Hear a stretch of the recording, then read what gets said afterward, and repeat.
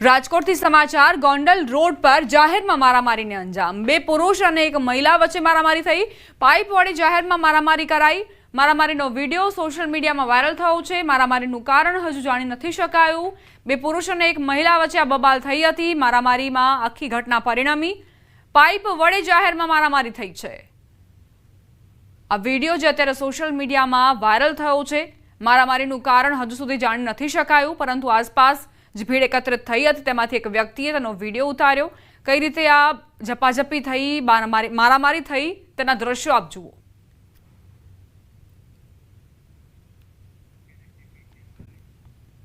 રિક્ષાએ બાઇકને ટક્કર મારી। રિક્ષા ચાલક અને બાઇક ચાલક વચ્ચે રકઝક થઈ।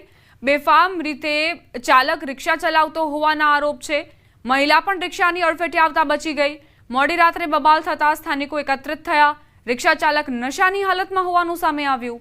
રિક્ષા ચાલક દાદાગીરી કરતો હોવાનો સ્થાનિકોનો આરોપ। પોલીસે રિક્ષા ચાલકની ધરપકડ કરી છે।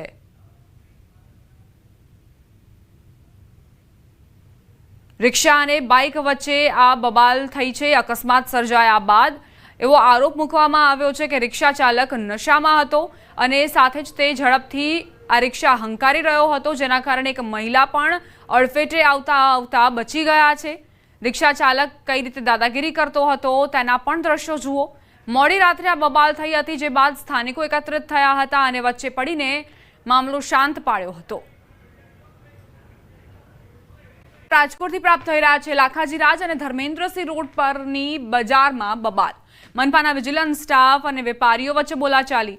ઉગ્ર બોલાચાલીનો વિડીયો વાયરલ થયો છે। વિજિલન્સ ટીમે રસ્તા પર પડેલો વેપારીઓનો માલ ઉપાડતા બોલાચાલી થઈ। વેપારીઓ દ્વારા મનપા કમિશનરને પાથરણાવાળાઓના દુકાન પાસે ન બેસે તે માટે રજૂઆત કરી હતી। છેલ્લા ઘણા વર્ષોથી દિવાળી સમયે પાથરણાવાળાઓ અને દુકાનદારો વચ્ચે ભારે ખેંચતાણ જોવા મળે છે। ગત વર્ષે રાજકોટના ધારાસભ્યો દ્વારા પણ વેપારીઓને ખાતરી આપવામાં આવી હતી। ગત વર્ષે રાજકોટના ધારાસભ્યોએ મધ્યસ્થી કરીને મામલો શાંત પાડ્યો હતો।